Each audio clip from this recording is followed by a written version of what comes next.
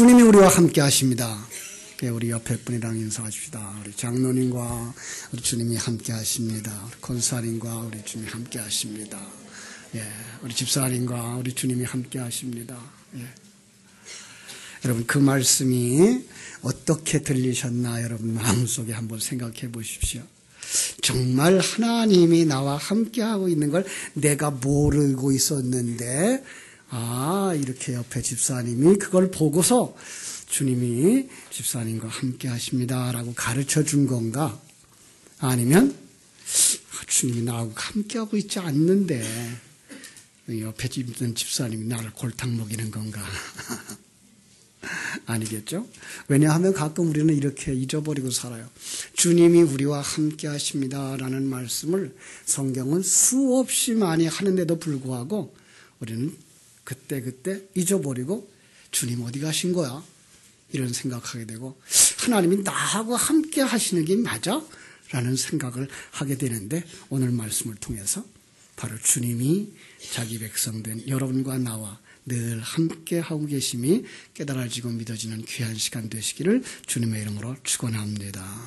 그죠? 현실은 그게 안 보여요. 이게 문제입니다.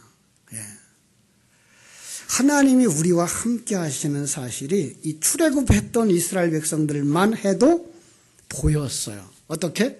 구름 기둥으로, 밤에는 불 기둥으로 그들과 하나님이 함께 하신 것을 그들은 볼 수가 있었어요.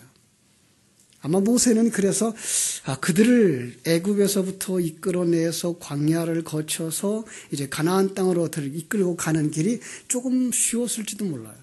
그런데 이 시대에 목회자들은 더 어려워요. 왜요? 보이지가 않아요. 이스라엘 백성들은 출애굽했을 때에 애굽에서부터 하나님이 그들 속에 강권적으로 역사하신 10가지 재앙들을 보았고, 그리고 그들을 이끌고 나오셔서 홍해를 건너가게 하셨고, 메추라기가 만나를 먹여주셨고, 구름기둥 불기둥으로 그들과 함께 하신 것이 보여서 그래도 쉬웠을지 몰라요. 그런데 오늘 이 시대에는 그것이 안 보여요. 그래서 더 힘들어요. 많은 사람들이 그렇게 말하죠. 우리는 지금 하나님의 말씀을 따라서 가고 있다고. 우리는 이스라엘 백성들처럼 출애굽을 했고, 바로 아브라함에게 주신 말씀처럼 본토 친척 아비집을 떠나서 하나님이 지시하는 땅으로 가고 있었고, 신약성경의 제자들처럼 아버지와 배를 버려두고 주님을 쫓아가는 것이 보였는데, 우리는 아직도 삶의 현장에 그냥 있어요. 새로운 피조물이 되어졌다라고 하는데 전혀 새로워진 것이 안 보이는 이런 상황 속에서 보이지 아니하는 하나님의 나라, 이스라엘 백성들에게는 가나안 땅이 보여서 그걸 목표로 삼고 달려가고 있었는데 비해서 우리는 보이지 아니하는 하나님의 나라를 향해 달려간다는 게 이게 잘 느껴지질 않아요. 아마 그래서 이 시대의 목자들은 더 어려움을 겪고 있는지도 모릅니다.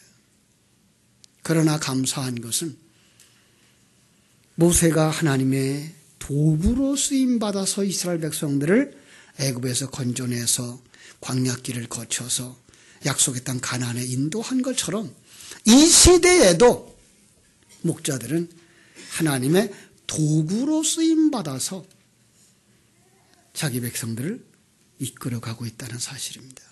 하나님이 하시는 줄로 믿습니다. 그렇습니다. 지난주 말씀들을 기억하시나요? 제사를 통해서 말씀하신 하나님. 어떤 내용이었을까요? 번제와 소제를 통해서. 특별히 번제가 그 모든 제사의 기본이 되어진다 그랬고, 그걸 통해서 속죄 제사, 그 원죄를 사함받는 속건제사, 그것은 대속의 의미, 보상의 의미가 포함된, 그렇게 해서 이게 이제 하나님과 화목해졌다고 알려주시는 화목제사. 이제는 하나님의 백성, 하나님이 주인이고 나는 종입니다. 하나님의 분부하심을 100% 순종하며 하나님께 드리며 살겠습니다 라고 제사를 드렸던 소제, 이런 제사를 통해서 예수 그리스도의 십자가의 죽으심 속에 이 역사 속에 있는 모든 사람들이 산 제물로 드려지는 삶, 그 삶을 사는 자들을 하나님이 완성시켜서 하나님의 아들이 되게 하시고 그리스도의 신부가 되게 하시고 성전이 되게 하신다라고 하는 말씀이었습니다. 이 모든 제사가 2000년 전에 십자가에서 돌아가신 그 예수로 완성되어졌다라고 하는 이야기에 우리는 너무나 감사해서 난 그럼 아무것도 안 해도 되는가 보다라고 생각하며 살아가고 있는데, 지난주 저는 그렇게 말씀을 드렸습니다.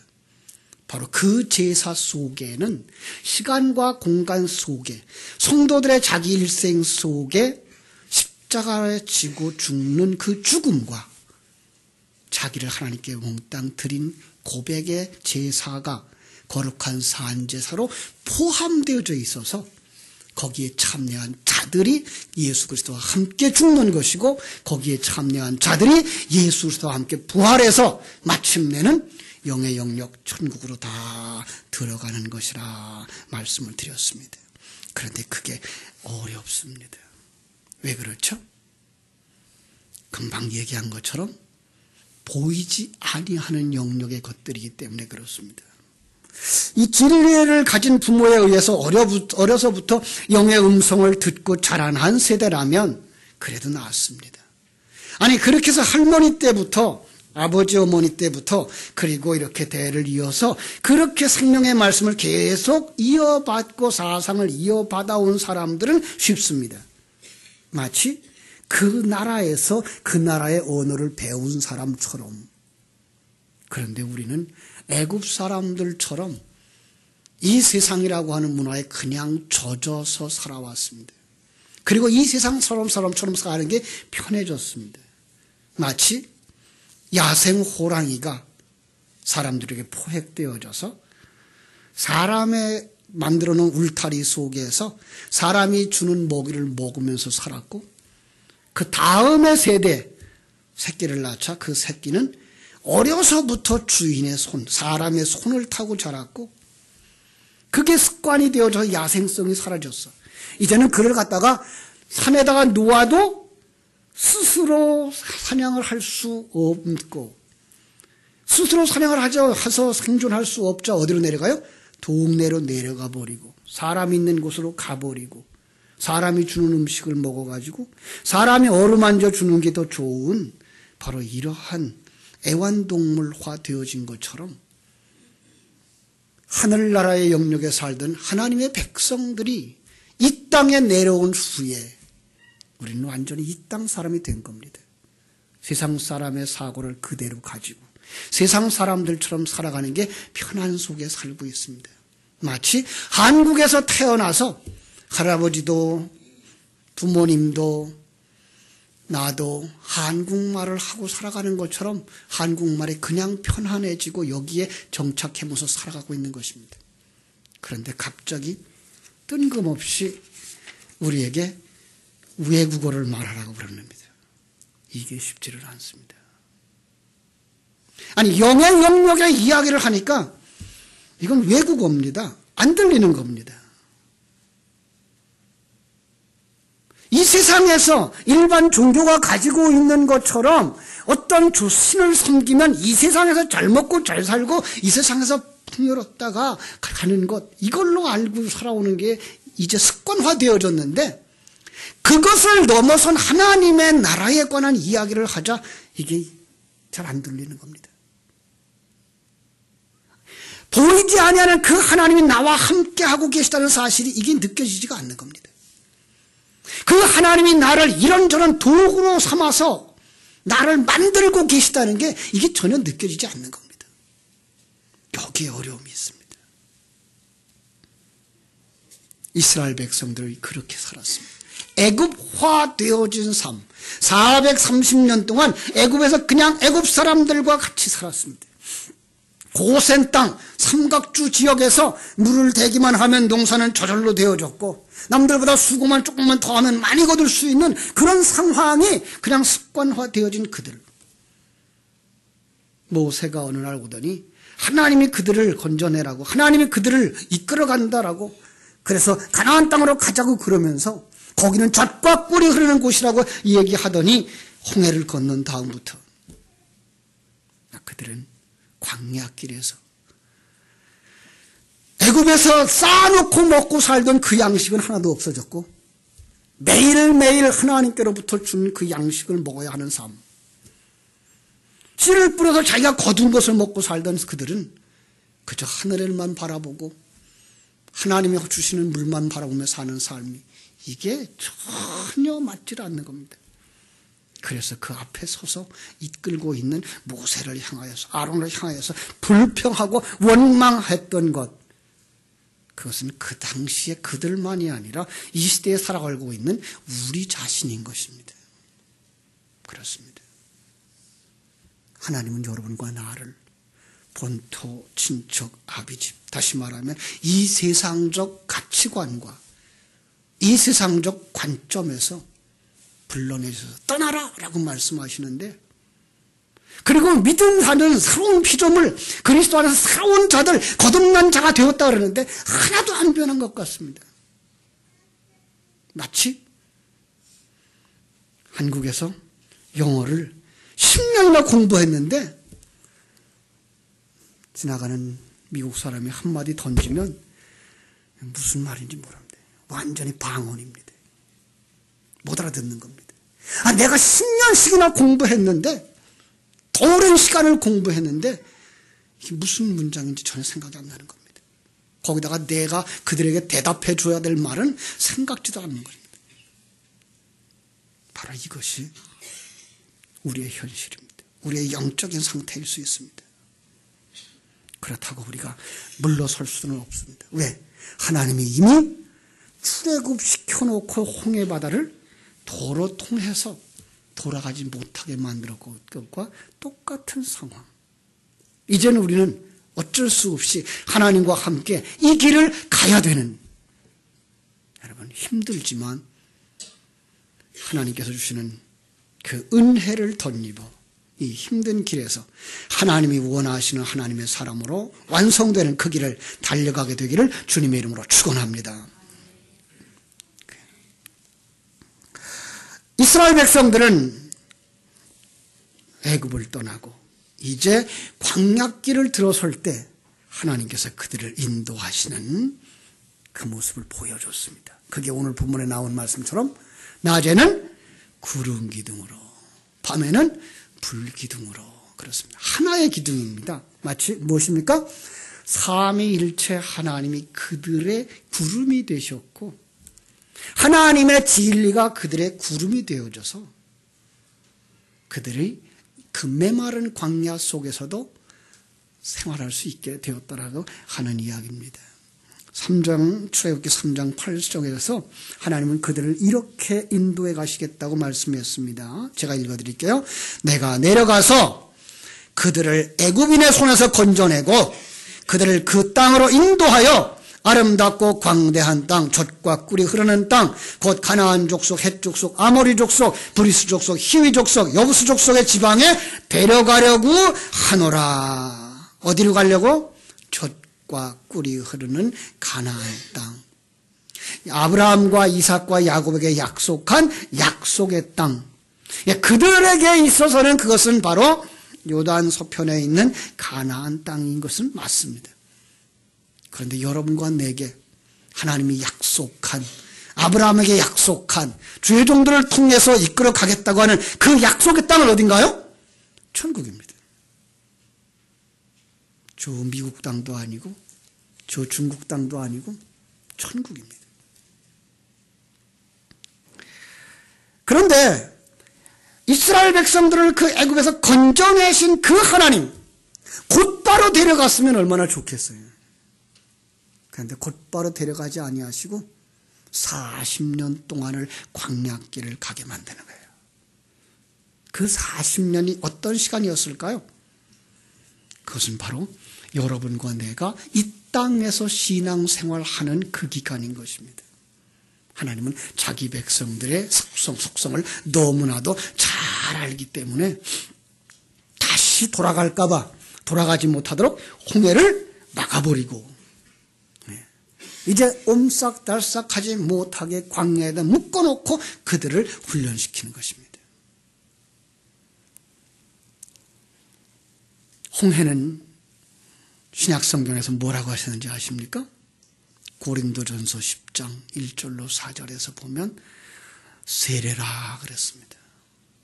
제가 읽어드릴게요. 형제들아, 나는 너희가 알지 못하기를 원하지 아니하노니 너희 조상들이 다 구름 안에 있고 바다 가운데로 지나며 모세에게 속하여 구름과 바다에서 세례를 받고 다 같이 신령한 음식을 먹으며 다 같이 신령한 음료를 마셨으며 이는 그들을 따르는 신령한 반석으로부터 마셨으며 그 반석은 곧 그리스도라. 성경은 홍해를 건너는 거, 요단강을 건너는 걸 세례라고 말합니다. 세례. 이번 부활절에 세례 받으실 분들은 잘 기억하시기 바랍니다.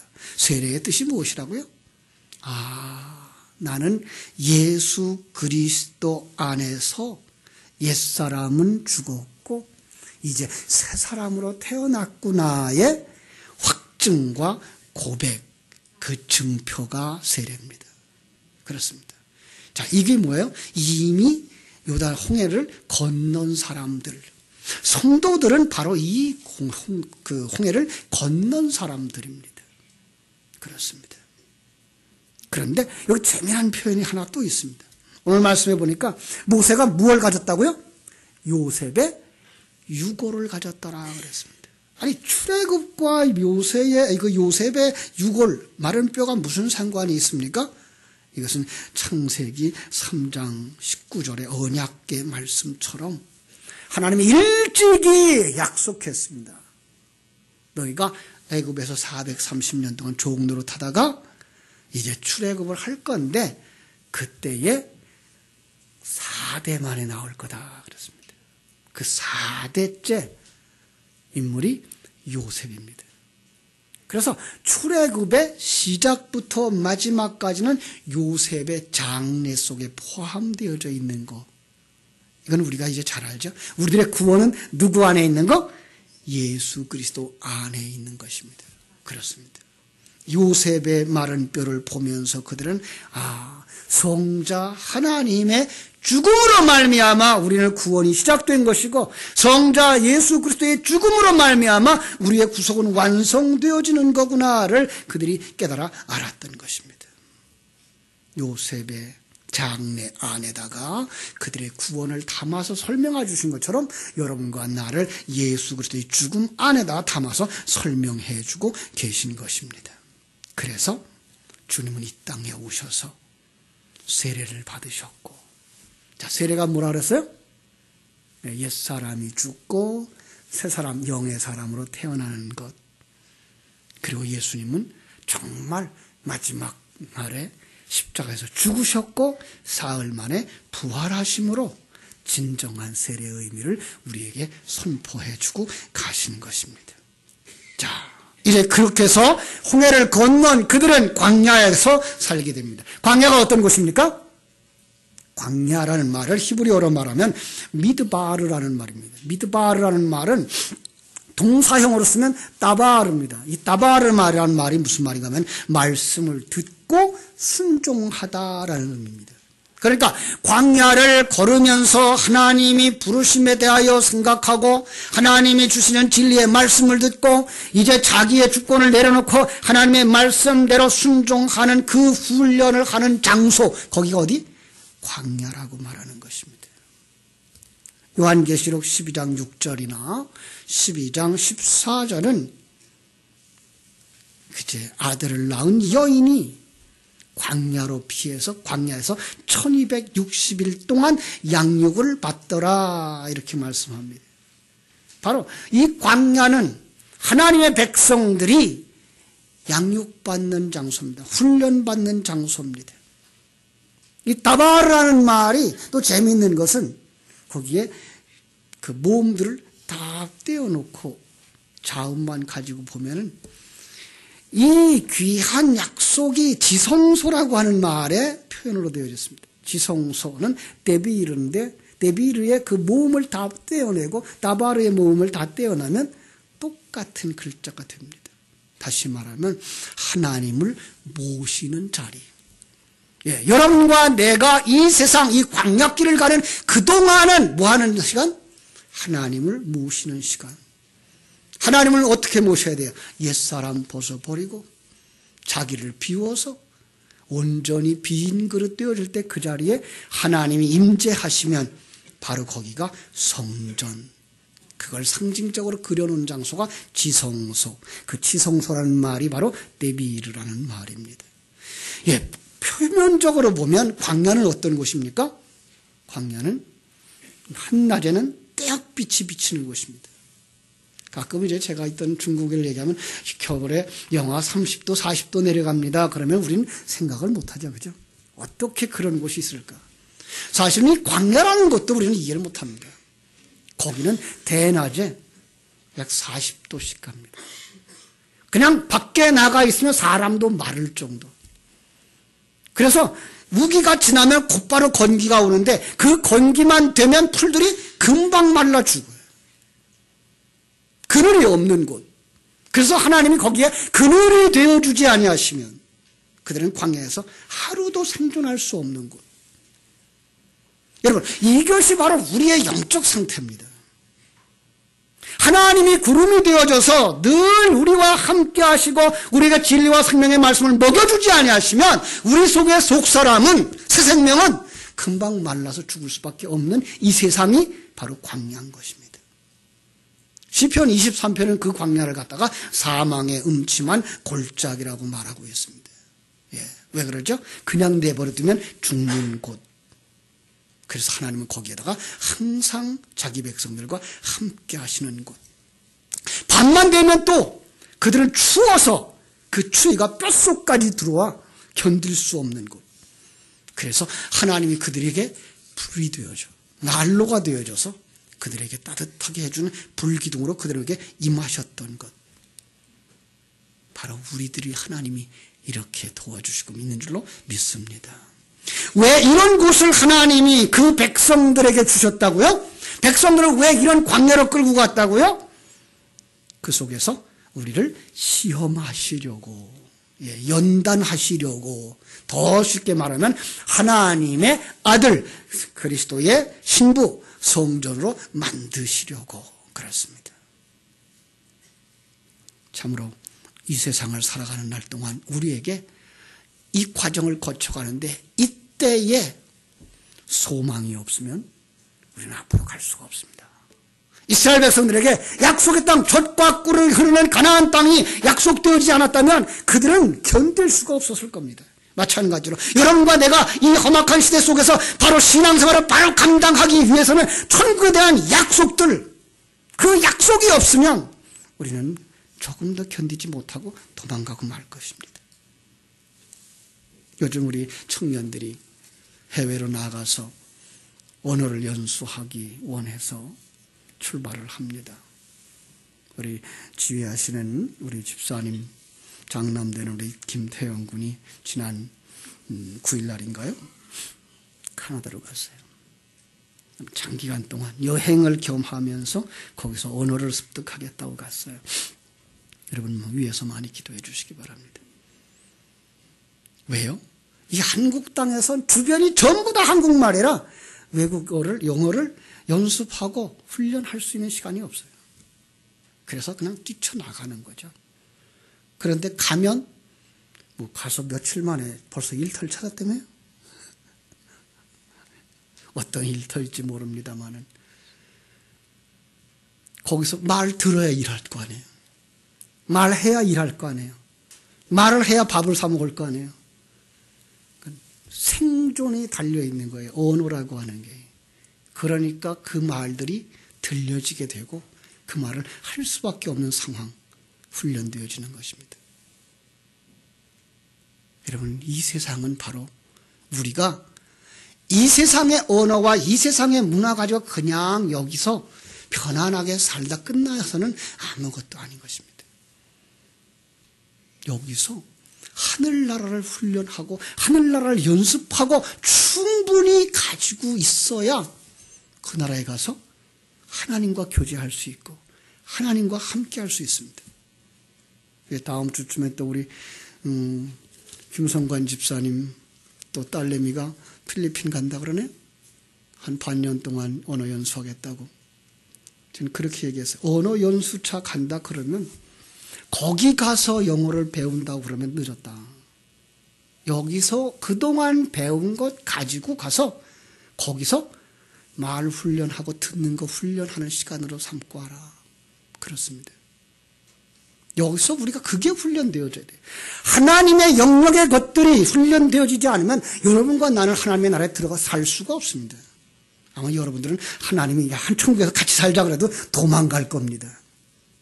그래서 우리는 이 예배를 매주마다 드리면서 우리는 하나님의 존재에 대한 이해 그리고 하나님의 손길을 깨달아 알고 그 속에서 하나님의 사랑으로 만들어 가져야 여러분 하나님의 나라에 들어가셔서 주님의 품에 안길 수 있고 아브라함의 품에 안긴 거지처럼 쉼을 얻을 수가 있게 되는 줄로 믿습니다.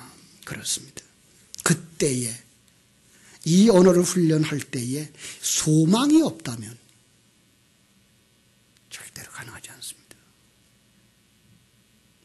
여러분 이 세상에 살아가는 날 동안 우리에게 진정한 소원이 없다면 우리는 신앙생활 하려고 하지 않습니다. 그냥 애굽에서 생활이 습관화되어지고 편해졌던 그들처럼 우리도 그냥 이 세상 사람들이 살아가는 삶의 스타일로 사는 게 편하거든요. 그러나 그것은 한계적입니다. 7, 80년, 100년밖에 더 안 됩니다. 영원한 세계 속에서 살려면 반드시 하늘나라의 언어를 익히셔야 되고 하늘나라의 그 관점을 가지셔야 되고 그 하나님과 한 몸 되어져서 그분과 같이 살아갈 수 있으셔야 됩니다. 그때 절대로 잊지 마실 것. 하나님이 우리와 함께 하십니다. 믿습니까? 그렇습니다.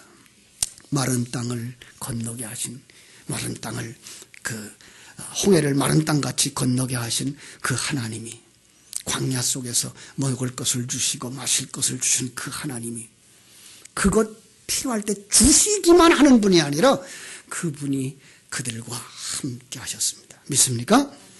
우리 한번 따라합시다. 하나님이 나와 함께 하신다. 예, 여러분 이게 느껴져야 됩니다. 이게 누려져야 됩니다. 그거 우리 많이 들었어요. 알아요. 하나님이 우리와 함께 하신 거 알아요. 그런데 여러분이 삶의 환경 속에서는 그분이 나와 함께 하는 게 느껴지지가 않습니다. 왜요? 한국말이 익숙하지 외국어가 익숙하지 않은 것처럼. 그 외국어가 익숙하려면 어떻게 돼요? 우리는 주야로 묵상하는 삶을 살아야 됩니다. 어떤 것이? 하나님이 나와 함께 하시는 것이. 오늘 본문 22절에 이렇게 말합니다. 낮에는 구름 기둥 밤에는 불 기둥이 백성 앞에서 떠나지 아니하니라. 많은 사람들이 오해를 합니다. 구약시대에 하나님은 왔다가 떠나기도 했다고. 아닙니다. 하나님은 구약시대나 지금이나 언제든지 자기 백성들과 함께 하시는 줄로 믿습니다. 여러분 속에 들어오신 그 진리와 성령의 말씀은 여러분을 한 번도 떠나지 않습니다. 여러분이 세상에 정신 팔려서 하나님이 여러분과 함께 하고 있다는 사실을 잠깐 잃어버릴 뿐인지요. 그렇습니다. 그런즉 그분이 여러분과 함께 하신 것을 이스라엘 백성들은 구름 기둥 불 기둥을 보고 깨달아 알아낸 것처럼 여러분들은 늘 여호와의 말씀을 주야로 묵상하면서 그것이 누려져서 여러분 속에 생명되어지기를 주님의 이름으로 축원합니다. 두 번째로 하나님이 그들을 인도하신다. 우리 한번 따라합시다. 하나님이 나를 인도하신다. 믿습니까? 참 남의 얘기는 쉬워요. 아이고 그런 거 그거 다 하나님이 당신을 만들려고 하는 거야. 그런데 옆에 사람이 나를 힘들게 합니다. 이 사람이 나를 만들어서 내가 아직도 살아있는 걸 들키게 하고 그래서 하나님 앞으로 돌아오게 하는구나, 이렇게 생각하기보다는 나를 힘들게 하는 그 사람을 향해서 곧바로 반응하고 짜증내고 원망하는 것이 이 현실 속에 살아가는 우리들입니다. 왜 그래요? 하나님이 나를 인도하고 계시다는 사실을 너무나 잘 잃어버리기 때문에 그렇습니다. 여러분, 그래서 하나님은 이스라엘 백성들을 광야에서 땅을 갈고 씨를 뿌려서 가을까지 두었다가 거두들을 그 시간 동안 그들을 머무르게 하지 아니하시고 그들이 마음이 풀어질만 하면 곧바로 옮기셨어요. 따라가야만 했어요. 그렇습니다. 짜증났겠죠. 여기에 익숙한데 왜 또 딴 곳으로 가라는 거야.